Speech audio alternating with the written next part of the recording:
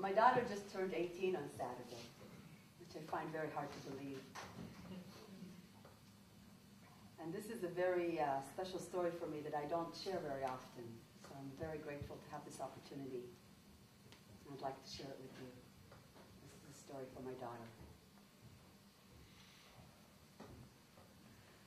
כל האור זמן הלך לו, אל תלכי פתאום גם את. בואי אמא, בואי אמא,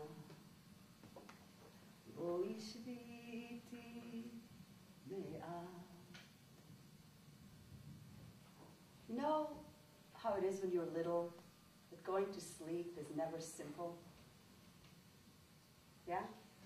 No? Yes. For me, it never was simple.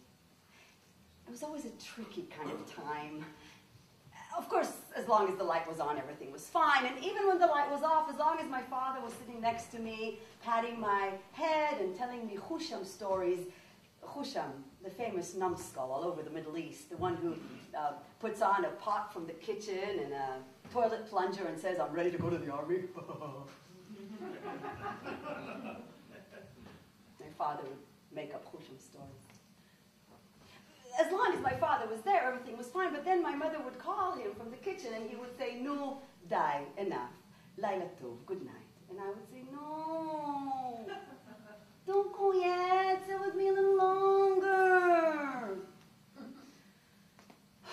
All right, just a little bit longer and then Laila tov, good night. "No, sit with me until I'm all asleep." But he never did. And it was then, after he was gone, that it became so tricky. You see, no one knew. But underneath my bed, there was a colony of little evils. Tiny little evils. Innocently invisible during the day, coming to life when the darkness falls, lurking in the dark. Slowly, sneakily starting to make their way out, over and up, over the edge, onto the blanket, and from there, up above, onto the bed, under the covers. I never could quite finish that picture. My imagination just couldn't go there. Just the thought of them getting onto the bed over the edge was enough to send me shriveled with fear to the center of the bed. But of course, I was not a victim, let me tell you. I had precautions and procedures. Of course, the most important thing was the blanket. Under no circumstances whatsoever must any part of the blanket touch the floor. You understand that, don't you? Oh, that would be like an open freeway for them to come up. And then, of course, there was the other side. One must be very vigilant on the wall side because there was a big crack between the bed and the wall. So one had to be very careful over there.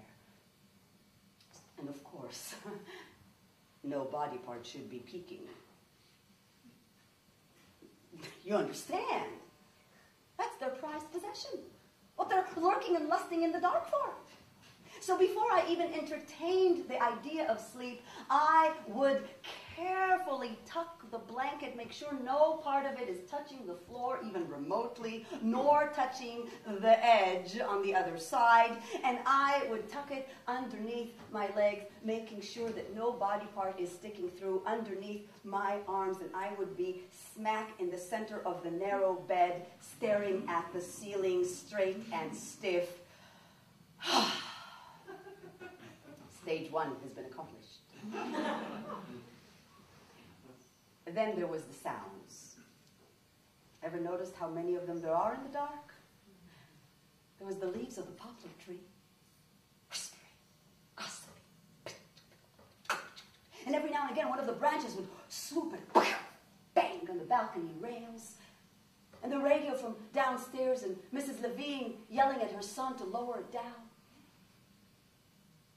and the dishes in the sink from the kitchen, and my father's murmurs, and my mother's voice, and my father's pleading, and my mother's voice rising in anger. My mother's voice rising in anger. He's trying to plead with her. Her voice is rising in rage, and then her feet stomping across the hall, with the door to the bedroom banging shut.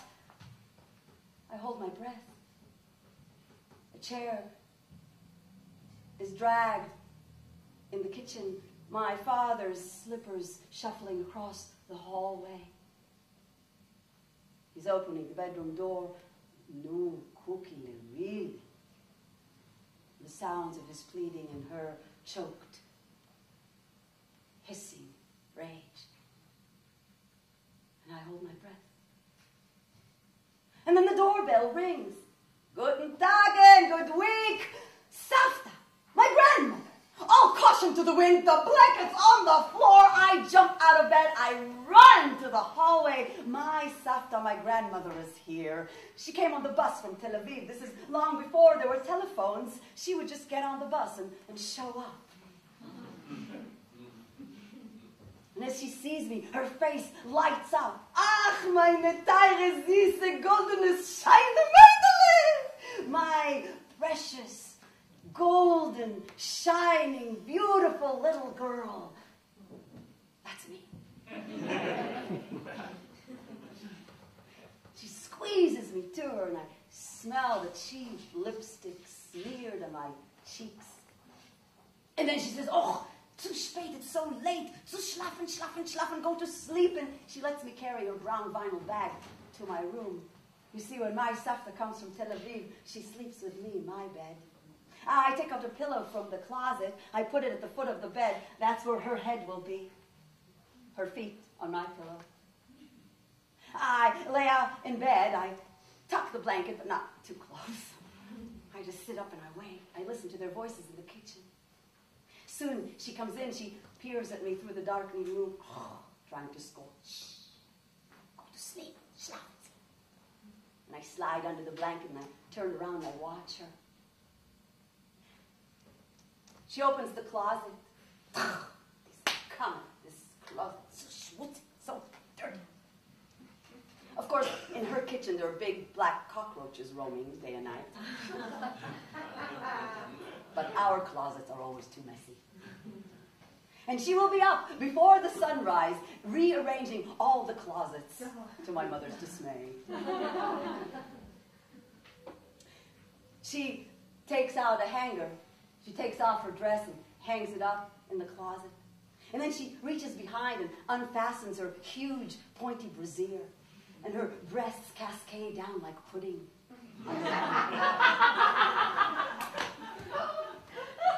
She takes out a flowered nightgown and puts it on.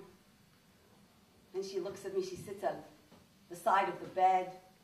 And her face lights up with mischief. She grabs my butt. She leans forward. She says, is this a große Tuchis? Is this a big butt? And I shriek with glee. No! You have a große Tuchis! No. Savta? No. Savta has a sehr große Tuchis. Savta has a very, very huge butt. And we collapse into each other, laughing so hard she has to wipe the tears. And then she plants a kiss on my cheek. Schlaft, zu spät, it's too late. She bends down and takes off her shoes and socks and gets into the bed, her head on the pillow at the foot of the bed, her feet sticking out on my pillow, the skin tight and coarse. Red nail polish chipped on the gnarled toenails. And the smell. How can I tell you about my grandmother's feet smell?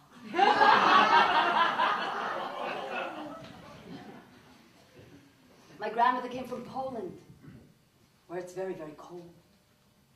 and they were not in the habit of bathing very often. 30 years in the sticky, hot Middle East did very little to change her homeland habits. Years of deprivation and poverty only served to strengthen her firm belief that money should not be wasted on frivolous things like water and electricity. Money should be spent on her teile Süße, goldenes Scheine Mädele. That's me. And she would get up before the crack of dawn to go to the grocery store and buy white, fresh rolls warm from the oven, chocolate milk, fresh squeezed carrot juice from the vendors in the streets, patent leather shoes, dresses, ribbons for my hair. For her, yesterday's bread.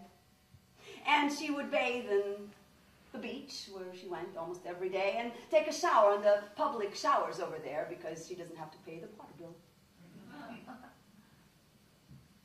So I guess this is the long way to tell you that my grandmother's feet smelled like feet that didn't encounter water and soap very often. But at that moment, breathing in the fragrance of those feet on my pillow, listening to the snores from the foot of my bed, snuggling against that great tuchus, I knew that underneath my bed it was just a colony of kind-hearted little dwarfs that lived, just going about their business in their little village underneath my bed. And two of them were very adventurous and curious, kind of venture to peek up above the edge. And I, in generous, benevolent largesse of heart, wiggle my toe in the crack between the bed and the wall, just to say hi, and fall asleep. Mom, Mommy, I can't sleep. My daughter, I already read a story. I told the story in the dark. I sang 3 songs. I brought a glass of water. What now? I can't sleep. Just soothe me a little longer. All right. Just a little bit longer, and that's it. And racing through my head all the emails I haven't answered, and the dishes and the laundry. And I sit on her bed, and I notice that she's sheltered from the wall with a battery of pillows and stuffed animals. And the blanket is neatly tucked underneath her legs. Emma, sing me a song. All right. No, not that one. Which one? I don't know, another one. All right. No, not that one. Sing me the one about come, mommy, all the light is gone. Don't you go now too. Come sit with me until I'm all grown up. That one.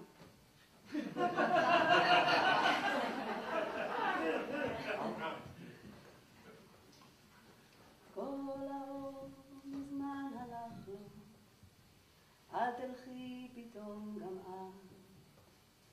בואי אמא, בואי אמא, בואי שבי איתי לאט.